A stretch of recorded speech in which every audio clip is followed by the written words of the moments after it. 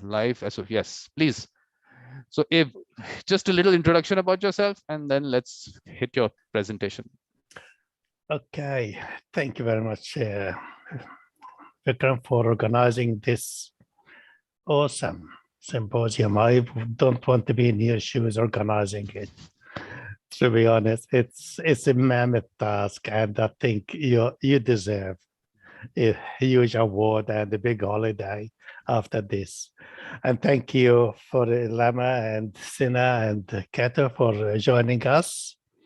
Look, I started mediation back in 1983, and that's when it was first introduced to Australia. And it was a new profession at the time, and I had no idea about mediation or anything. We started working as mediators, and we were sort of the pioneers. I was lucky enough to meet my mentor, who was a pioneer in mediation in Australia. And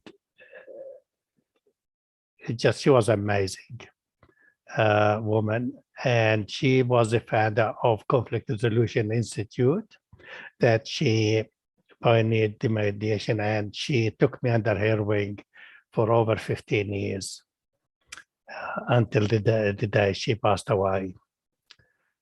So it is really a long journey. I have seen so many changes in mediation around the world as well as in Australia, and the challenges we all face at the start of our career. And then I did my master's in dispute resolution afterwards, and then I joined the University of Sydney as a course coordinator and lecturer in mediation. It was offered under the postgraduate program, and we had most people who are doing masters in public service, international relations, peace and conflict studies, public administration, and all of those sort of areas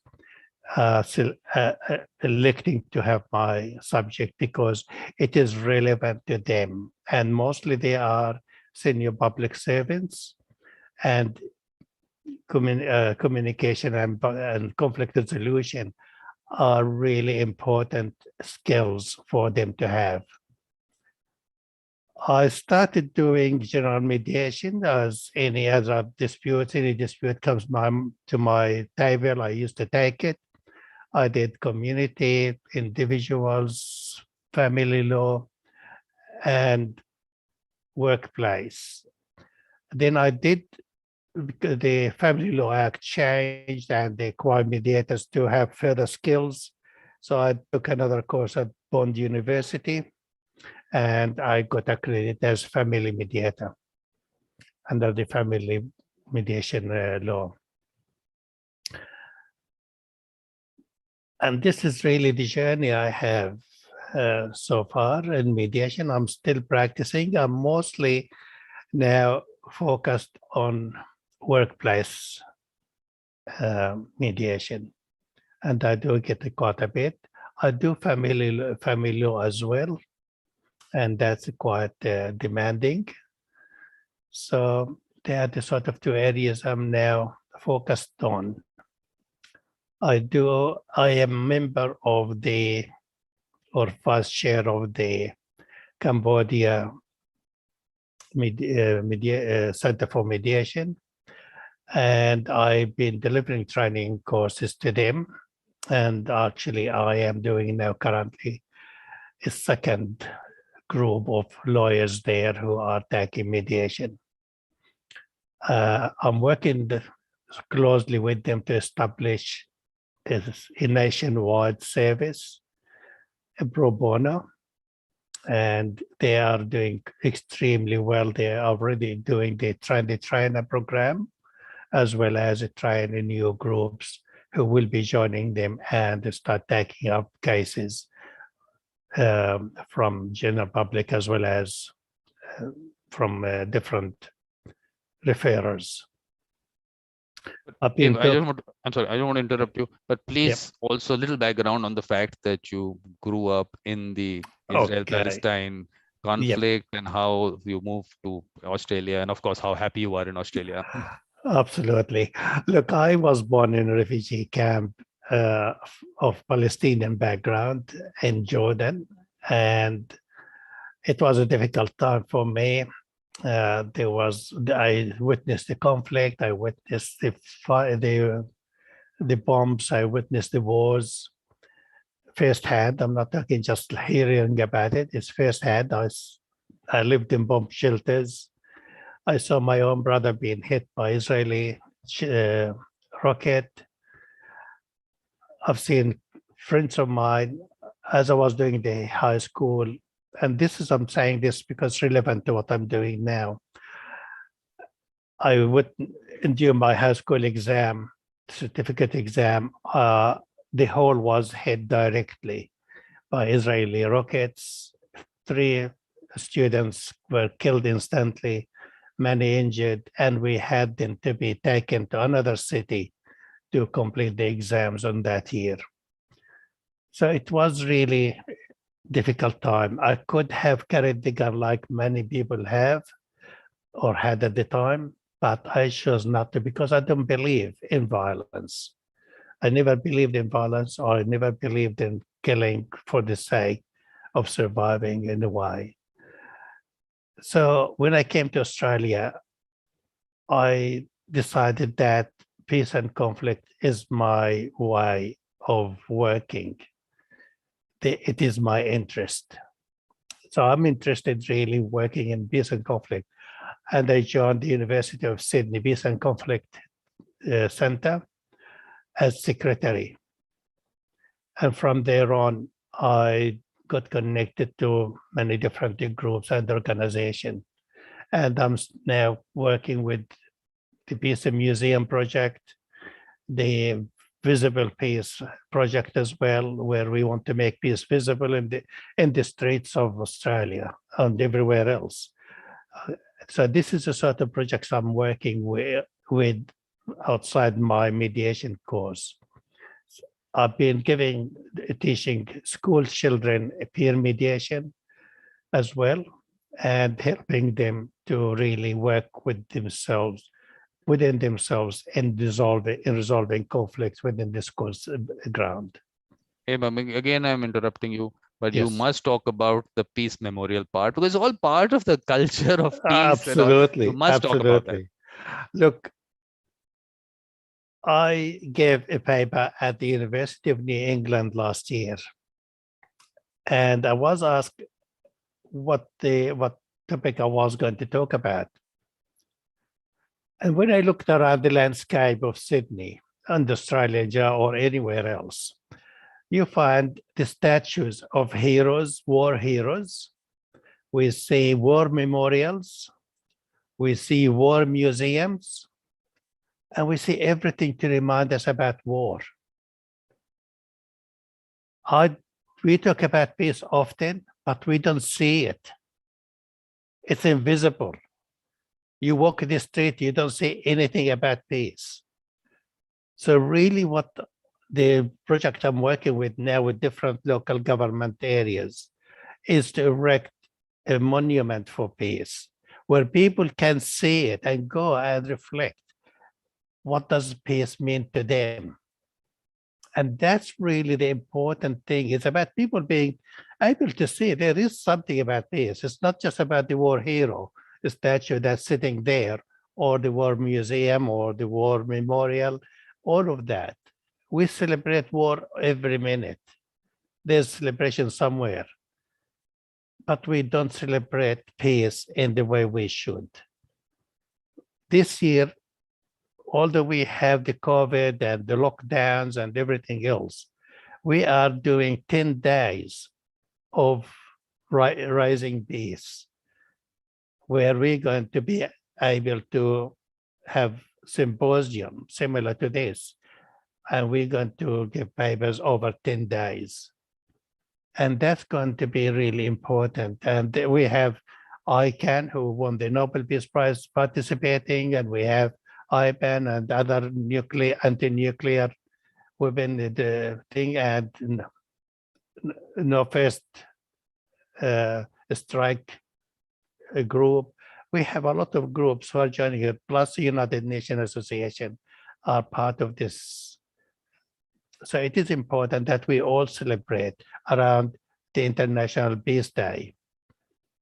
So this is really what the projects I'm involved with, and I'd like to see, but most important, I want to see a peace monument everywhere around the country and possibly around the globe. The other one is a peace museum. We have a lot of peace museums, but they are linked to wars. I want to have a peace museum that stands alone. It's about peace, and peace alone is not about end of conflict. I want people to start to think about peace and how to maintain peace without having to go to war. I don't want to link the two together. War is war and peace is peace. We should not go to war to have peace in the first place. So this is my work and the things I do. Okay. Okay. Have you got any other questions, Vikram, or? Perfect. Okay. I think I needed this introduction because it's very important. Yep. I mean, where are you coming from? And when you put something out there. Yeah. I mean, my background, witnessing the conflict and coming to Australia, a peaceful country where I am free and able to express myself in a way that I wasn't able to back in Jordan, for instance. I'm able to pursue the peace, because I know what conflict does to the human being. It destroyed us. Doesn't matter you win or lose, you are destroyed. And many people get killed unnecessarily. And this is why I'm pursuing this line of work in conflict management and conflict resolution, as well as peace building. Okay, my talk today is going to be about mediation and culture. And I'll be taking a slightly different sort of angle about this topic, where I'm going to talk about the difference or the similarity between the Western and Eastern cultures and the use of mediation in those two cultures. And how is it different, or how much is it similar or the same? As well as I'm going to look at religion and this influence on culture, and how come sometimes we confuse religion with culture at the same time, and how much religion influences the mediation processes that we have. So we have the traditional mediation in Eastern cultures, and we have the different models in the Western cultures. So we need to look at both the traditional and the other models and see how the two models differ or meet or have common things. I want to start with the premise that the culture is not set in stone. Culture is an ever-changing, coherent set of shared values, concepts, beliefs, the rules that guide and rationalize people's behavior. There are several factors that influence culture beliefs and people's behaviors. The environment, for instance, the global connectedness, and the ever-changing demands of everyday living. The world is indeed a global village. We are connected via social media and other types of digital technologies. We are no longer live in islands completely removed from our neighbors near and far. Not only we are connected, but we are also influenced by others from other cultures. For this reason, culture is no longer immune from being influenced and changed. It is a degree of influence and change that is different from one place to another. Peterson, who was my lecturer when I was doing the master's, he's from the University of Hawaii. He said, we all bring and carry with us thousands of people that we meet daily. People we know, people we imagine, we live with, or we even just watch on the screen and movie screens, or just accidentally meeting them for 2 seconds. The influence of the thousands of people cannot be ignored when dealing with the challenges of every day. It is important that we understand our own values, beliefs, attitudes, behaviors, and other influencing factors in order for us to understand the others. So we need to know who are our influencers, what really trigger certain behaviors on us, what behaviors and traits have we adopted from other people who influence our way of life. So the definition of culture, as we all know it, is defined in terms of race, ethnicity, and practices and values that are common for certain groups. This includes kin and non-kin network or association patterns, gender roles, traditions, and rituals that define life transitions such as birth, marriage, and death. Religion and spirituality, language, and core value orientations such as individuality, collective interdependence, belief in fate versus individual will. They all have influence on us. The mediator's job is made easy if and when the parties feel that they are understood, valued, appreciated, accepted, approved, acknowledged, respected, and they have a freedom to choose. They are fundamental needs of every person and every culture. There are no difference between one culture or another who might want some of those or not all of them. So regardless where we live, regardless of the ethnicity, race, or religion background, we all subscribe to those needs. The above needs go hand in hand with the principle that underpin the mediator's work, and that mainly the parties' voluntary participation in this process, empowering the parties, and our own adherence to confidentiality and impartiality. Further to the above, mediators need to have good understanding of the concept of culture and how it influences parties' behavior. We need to be willing and open to exploring culture beliefs, values, and assumptions, and be able to ask and not make assumptions, not pigeonhole parties based on race, religion, and ethnicity, because there's no one size fits all.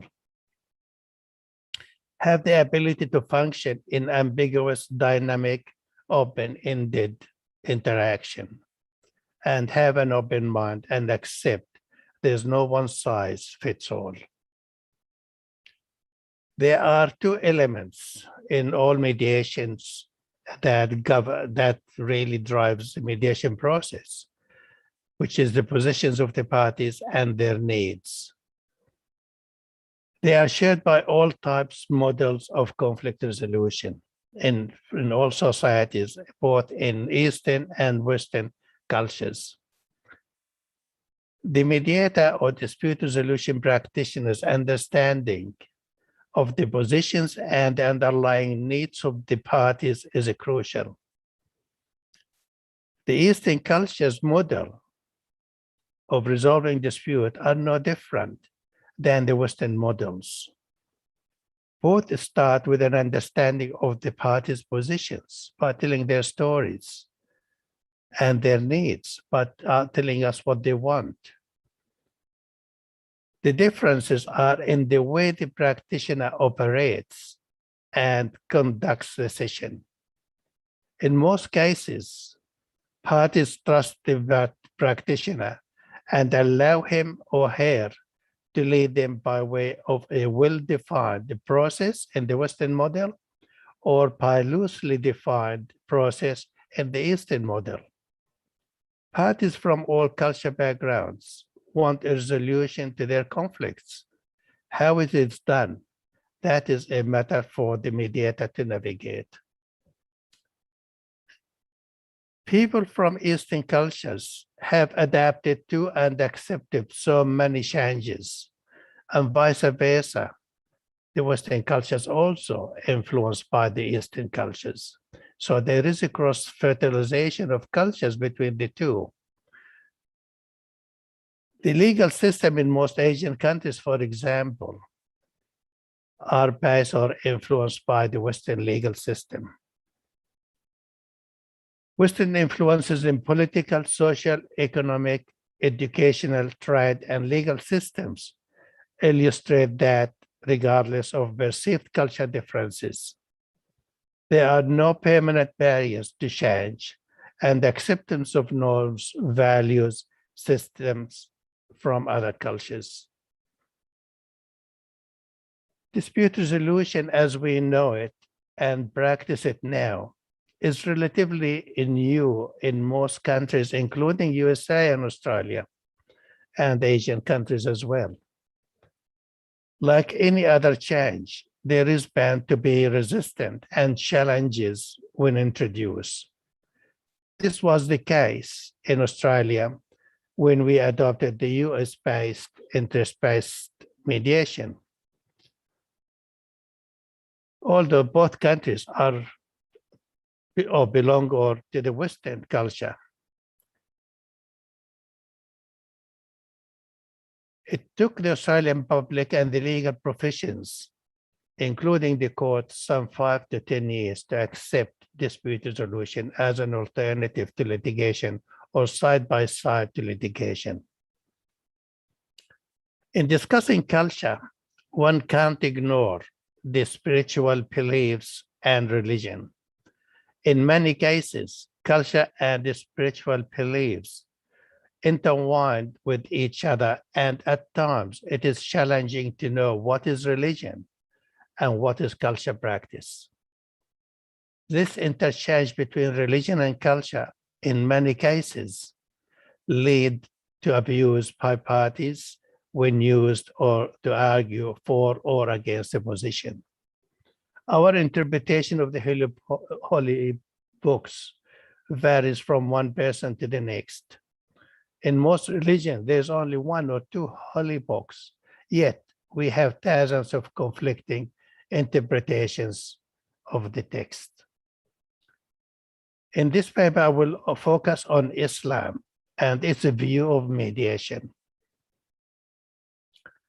There are 3 primary sources of law in Islam. It's the Holy Quran, the sayings, actions, behavior of the Prophet, and the writings and views of widely recognized scholars. Islam from its early days encouraged and promoted mediation to settle disputes between people. Mediators got a special mention in the Quran, and I quote, "Those who command charity in Allah's cause, or those who settle dispute between mankind, will be entitled to a great reward." Note here the universality of the phrase of the phrase mankind. It says between mankind and did not say between Muslims. Islam could be argued is the first religion that accepted, promoted, and encouraged mediation within the legal system. Mediation aims at preventing or ending a dispute between conflicting parties to ensure they live in peace with each other and to maintain peace and harmony in the community. Family disputes, for example, both husband and wife are advised in times of conflict and encourage them to seek assistance in resolving their differences. The Quran says both parties are to appoint one trusted person from the husband's family and another from the wife's family, and to mediate the differences between the husband and wife jointly. And that shows how fair the process needs to be, because it did not say one person from this family and not the other. It's both families need to be involved. If the mediation fails, then the decision to divorce should be respected by all. In Muslim countries, for example, the sulh or the mediation system is widely accepted and encouraged. Some courts, if they see fit, may refer some matters to be mediated between the parties, including divorce or family matters. There are three primary principles that guide Islamic mediation. It's a compromise, forgiveness, and preservation of human relationships. To some degree, they are in line with modern as well as traditional principles of mediation worldwide. Islamic model of mediation follows an informal process, and this is the same as in most traditional and community-based mediation models. So it puts a great emphasis on privacy, and only parties to dispute are allowed to participate. So the confidentiality aspect is respected and adhered to. Respect and the good of the community are important factors, and parties are reminded of their obligation to settle the dispute to preserve harmony and peace in the community. This could be seen as a placing pressure on the parties and might lead to an outcome that does not meet the needs of the parties. This is based on the premise that the good of the community is far more important than the individual needs. On this point, the Western model differs from the Eastern traditional mediation model. It is noted that mediation in Islam is not applicable to all disputes. For example, if the disputed issue is clearly in breach of the law, the matter must be heard in court so as the guilty party does not escape punishment through mediation. However, there are exceptions to this rule. For example, if a person commits a murder or a crime against another person, the victim's family may accept what is called the blood money compensation and forgive the perpetrator. The courts usually accept this as an outcome in lieu of court proceedings. So Islam emphasizes the mediators should be of high integrity, honesty, morality, and has no criminal history. So the integrity of the mediator is very important in Islam. And this is exactly the same as we are practicing it in both Western and traditional cultures. Mediators must serve the interests of both parties and the community regardless of race, religion, and social, political, or family status. So they all have the same standing, equal. Outcomes should reflect the values, principles, and the teachings of Islam. For example, outcomes should not include payment of interest in financial settlements because it is prohibited to charge interest in Islam. I conclude by saying dispute resolution practitioners are agents of change. They are role modeling the change as much as they assist the parties in resolving the conflict. The interest-based mediation model is a prime example where mediators lead the process and allow the parties to own the content in a controlled environment.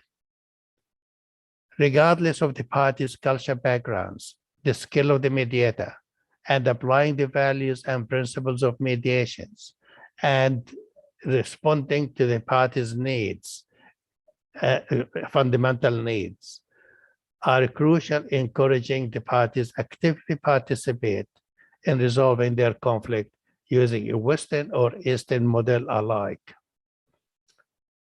Australia is a multicultural nation with over 180 nationalities and cultures. In my professional experience, it confirms that as long as the parties are respected, understood, they will work with each other to resolve their conflict using the Western interest-based model.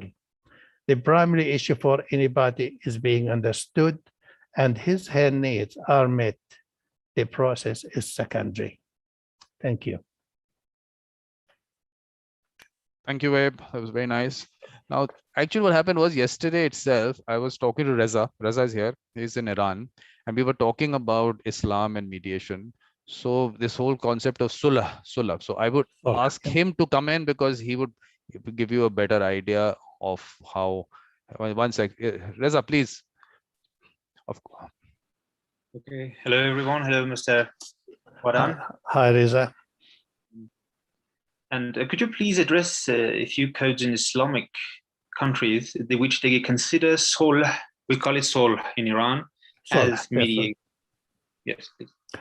Look, Malaysia, for instance, and this is a country come to my mind, as well as in Jordan. I know most of the Arab countries do use a soul. And the blood money is quite an acceptable way. And plus, mostly the soul is practiced by having the leaders of the community or the family, the elders, coming together and forging a deal that would solve the problem between the two families arising from two individuals who are in conflict. Is that how you understand it? Well, yes, I understand it. You were talking about what is called haqq dam. Yes. When someone kills brother, if the person who left at the family, they have two choices. They either can do the qasas or kill the person or take a haqq dam.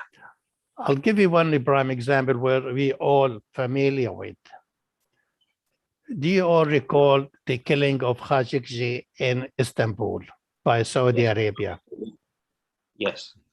Saudi Arabia, the crown prince, summoned the family or the children of Khashoggi. And they there forgiven the killers in return for compensation. They refused to take the compensation, but they forgiving the killers. I mean, politically, they were pressured. They couldn't say no to the crown prince because they know what they fight. However, if you look at it from the outside, they use that system to escape punishment. So the Saudi government does not have to put them on trial because they've been forgiven by the family. So this is one prime example of how it's used. Yeah, I don't know what your specific field is in law and mediation, but I would like to know in different other fields, for example, like commerce and trade, because here in Iran you talk about it's in the criminal law about killing. Here in Iran, when the people or in this case when they go to the court, it's when they are in the court, the judge asks them, do you want this or the other? And then they talk to their delegates and lawyers and they keep all the things going on. So in Iran, I don't think in Iran it's about mediation. It's about just the judge comes through and asks the people, asks those who are, the family of the one killed, if they want the haqq dam, or if they want qisas. In Iran, it's not mediation, because mediation is about a third party coming between the two parties and facilitating the negotiation. We don't have it like that. And I would like to know in codes. We have, for example, we have this in our codes. Could you please address some of the codes in different countries, if you would? Please? I don't think we are talking two different things. I think we talk about exactly the same. Sulh does not happen because they said we want sulh. That's all has happened. When they say choose between qisas and sulh, what they are saying, if it's qisas, it goes through the court system. If it's sulh, then there are people they are going to be negotiating with each of them to come to some sort of arrangement. But Abe, I think that's a mediation. I think he's come out with an interesting point that one is that you just ask someone that what do you want? One is you have an active role to play as a mediator. So you're going beyond just creating a space.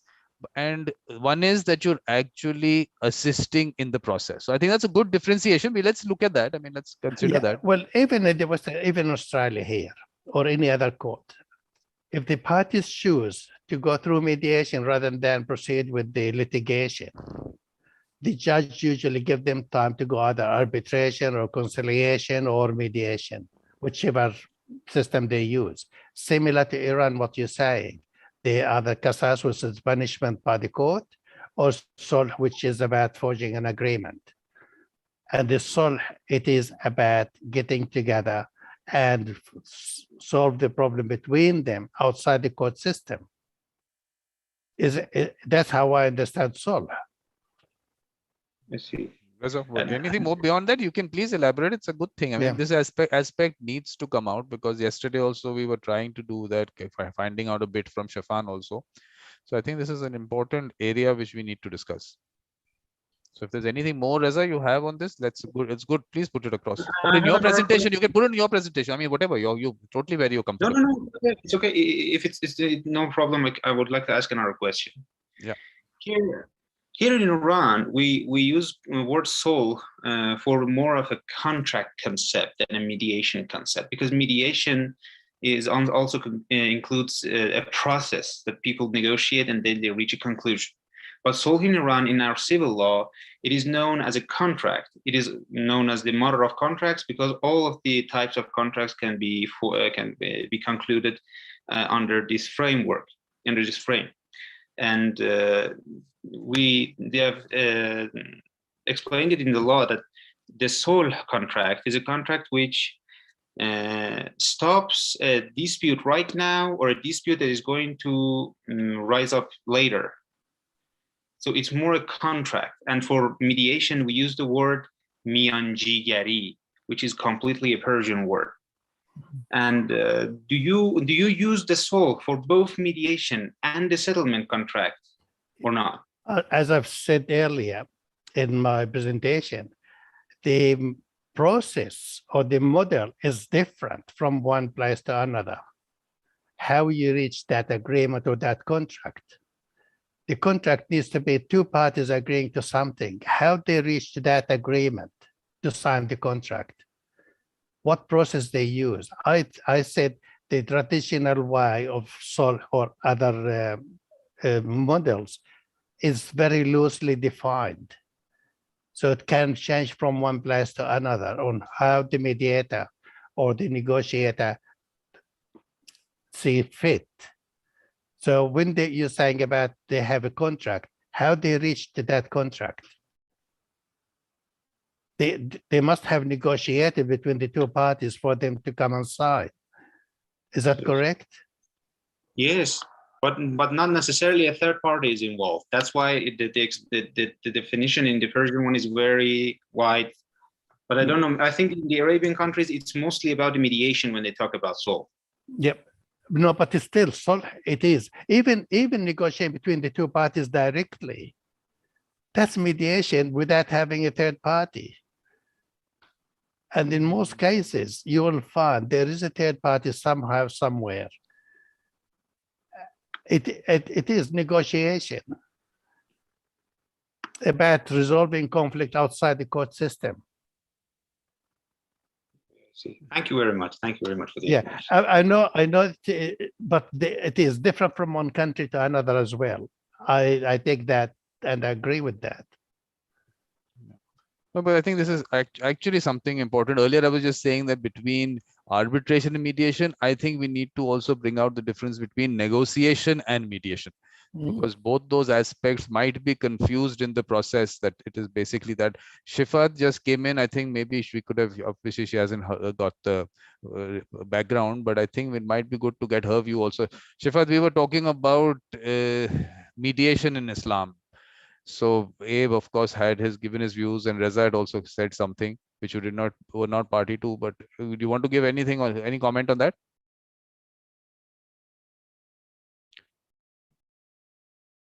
Okay, maybe she doesn't want to say it. Okay, maybe in her presentation, maybe she can take it up. So I think that differentiation definitely needs to be brought out, Abe. That where it was, or maybe in different parts is practiced say differently. It is. I mean, we take that on board because different countries have different legal systems and different ways of using mediation or negotiation or whatever method they use. Okay. I mean, I know the Philippines, for example, in the villages, the elders of the village, they act as mediators. That is, for example, the same thing in Indonesia. Malaysia, the same thing. They have the SOL system where the judge could send them to be mediated. How we do call it mediation or something else, that's debatable.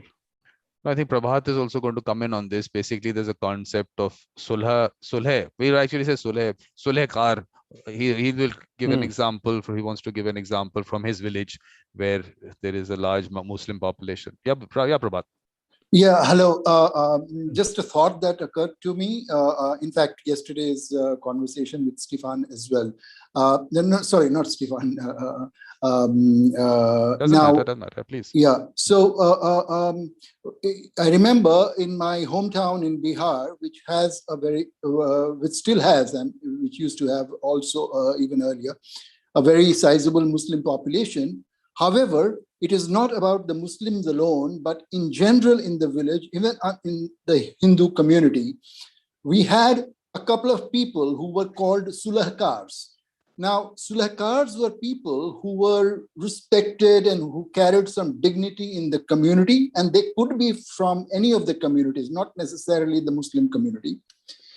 And when any matter or dispute would go to the court, I'm talking about in the 60s, 70s, the first thing that the court would ask, have you got the sulah done? So, I mean, that was, I remember because my grandfather was a lawyer.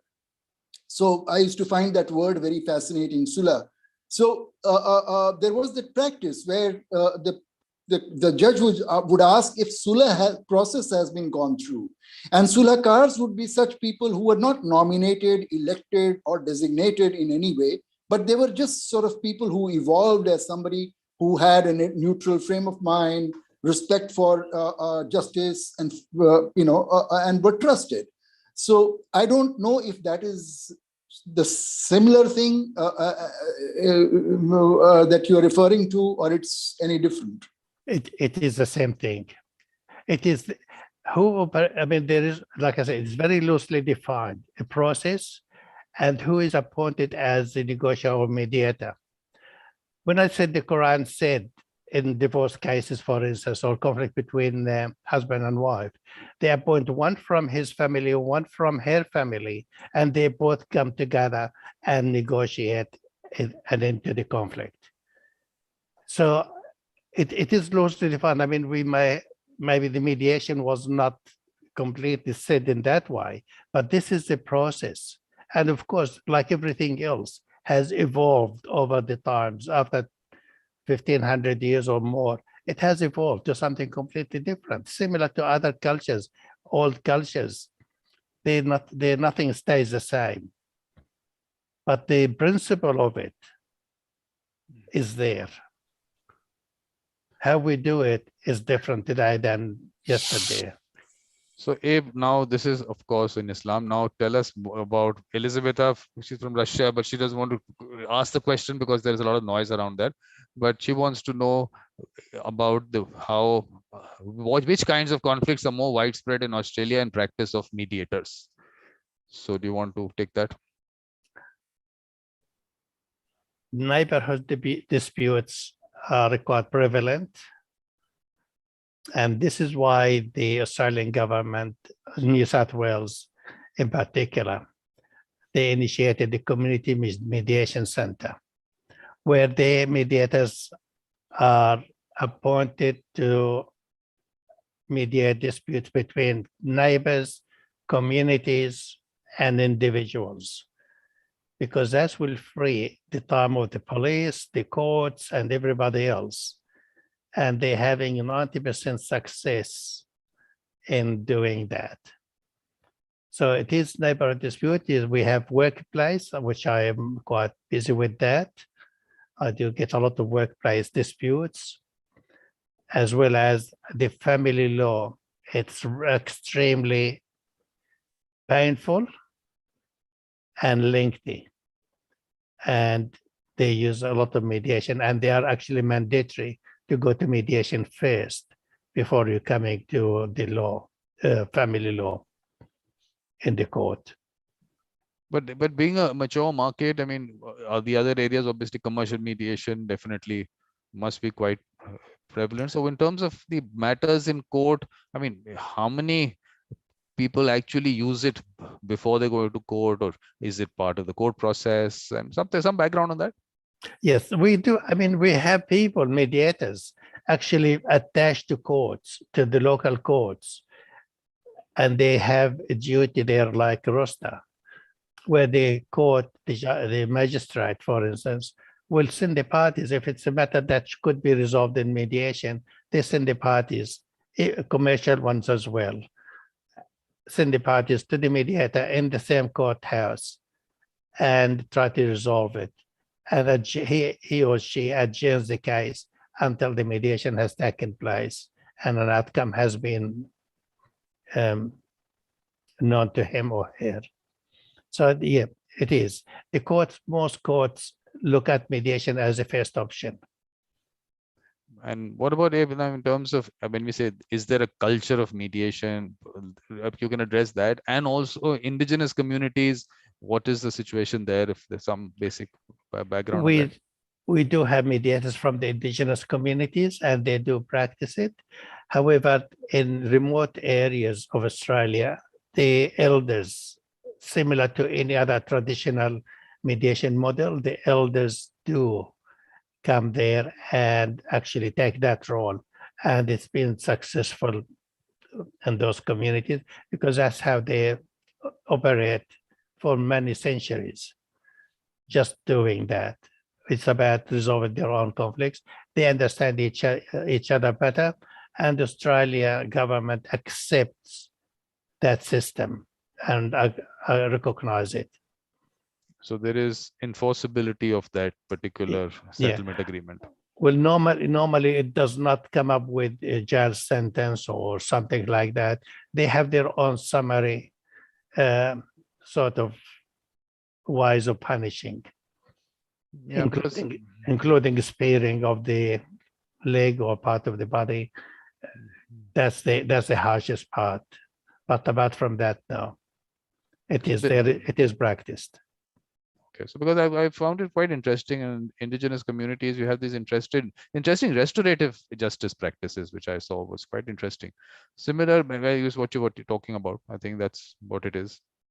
Well, when we had the land rights negotiation between the government and the indigenous people, we did use the narrative mediation model between them, and especially between the indigenous people and the mining companies, because most mining happens in indigenous owned land.